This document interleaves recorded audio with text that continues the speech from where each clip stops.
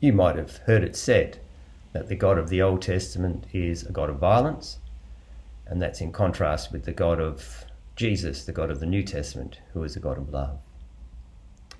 That's just flat out wrong, I reckon, and it runs the risk of a good dose of anti-Semitism as well. Hi, I'm Warren, the parish priest here at St. Columba's. Glad you could join me for my message of the day.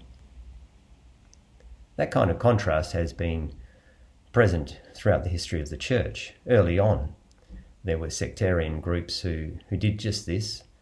They contrasted the God of the New Testament with the God of the Old Testament, set up some kind of rivalry almost. Or else what you can do is just cut out the bits you don't like. So, you get the scissors out, so to speak, and you cut off the Old Testament.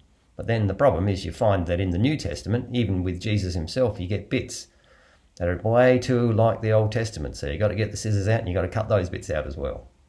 And you end up with a Bible about that thick. That reflects what you already think. Well, it's very handy, isn't it?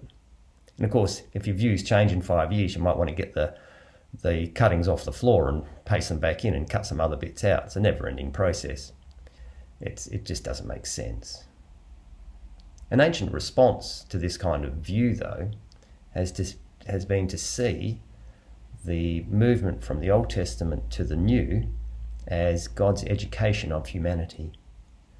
So if Jesus had to come, as the final revelation, had to come after a process of education of humanity. So what he said and did, he could come to learn who he was and to be the Messiah, and for people to recognize him or reject him, and for that then to be able to be made sense of.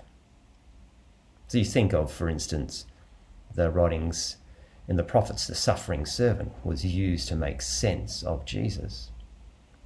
There's lots more of this, examples of this kind of development.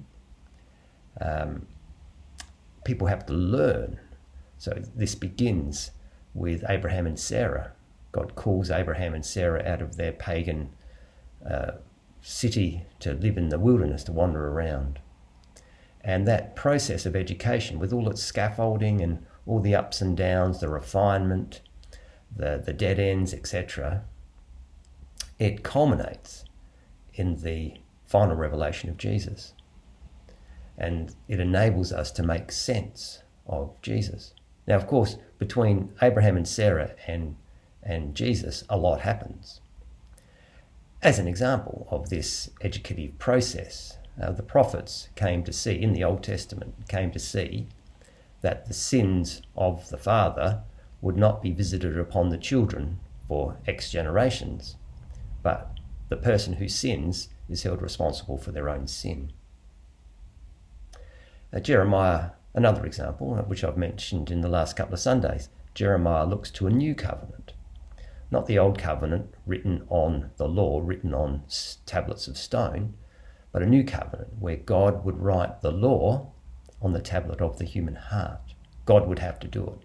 So you can see this movement in the Old Testament. Now, of course, the detail of what is left behind or transformed or in this educative history, well, that's controversial. And, and you can see it. Like, you might meet someone who says that, you see, as the education progresses through the Old Testament towards Jesus, so the expectations upon people to respond become more intense. More is expected because more has been revealed. So in the Old Testament, the person the sinner, so to speak, they lose their life, their mortal life. But you could argue that by the time of Jesus and after Jesus, that because of the full revelation has been given, the education is complete, so to speak, then if you transgress, then you lose your immortal soul, so to speak. You run the risk of damnation. Now, there are people who believe that, and you can argue that from Scripture itself. You can see that. I'm not one of those sort of people. In actual fact, I see it differently. I actually think that part of the educative process that we see in the Old Testament leading to the New is the cutting away from God of the violence that humanity is prone to. and that has adhered to God. And we can see this in the Old Testament itself. I'm not making a strict contrast here as though the God of violence in the Old Testament and Jesus strips this away. You can see it in the Old Testament as well, with the spectacles of the death and resurrection of Jesus on, and then reading the Old Testament. Just like I read my story, my own life, I can see how the Old Testament has led to Jesus, and for me to be able to interpret him, for the church to be able to interpret him. The death of Jesus, crucified, shows us that it's not God who does the killing. God did the dying. It's us who does the killing. God does the rising and the forgiving. So part of learning about the Bible is how to treat it as a whole, in all its disparate parts, its development, the bits that need refining, and how Jesus is the revelation of the Bible, and to use him to understand that Bible, and the Bible to allow us to understand, and the Bible to help us to understand him. So it's not a sort of either or, it's not a sort of contrast, but it's an immersion. We have to immerse ourselves in Scripture so that we can come to see who Jesus was and is. Thanks for joining me. Bye-bye.